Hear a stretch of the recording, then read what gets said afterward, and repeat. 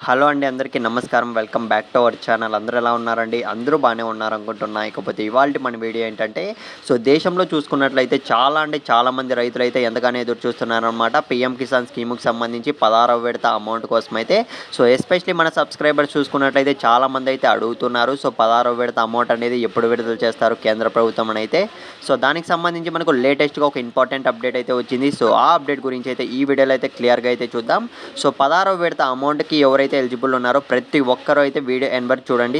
నా రిక్వెస్ట్, ఎందుకంటే important update అనమాట, అందుకే చెప్తున్నా. ఇకపోతే వీడియో స్టార్ట్ చేసే ముందు మీరు ఇంకా మన ఛానల్ సబ్స్క్రైబ్ చేసుకోకుంటే ఇలాంటి మరిన్ని ఇంపార్టెంట్ అప్డేట్స్ కోసం అయితే వెంటనే మన ఛానల్ అయితే సబ్స్క్రైబ్ చేసుకునేయండి. ఇక మనం ఏమాత్రం ఆలస్యం చేయకుండా వీడియోలోకి అయితే వెళ్ళిపోదాం. ఇప్పటి వరకు చూసుకున్నట్లయితే మనకు కేంద్ర ప్రభుత్వం నుంచి వరుసగా 15 విడతల అమౌంట్ అనేది డైరెక్ట్గా రైతుల ఖాతాల్లోకి అయితే జమ కావడం అయితే జరిగిందనమాట.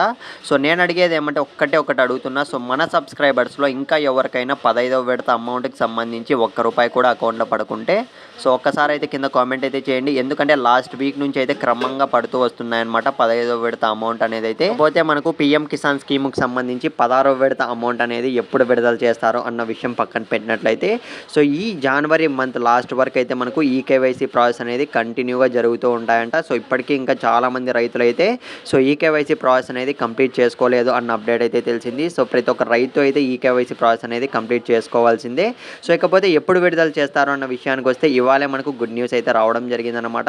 ఫిబ్రవరి 1st వీక్లో అయితే విడుదల చేస్తారని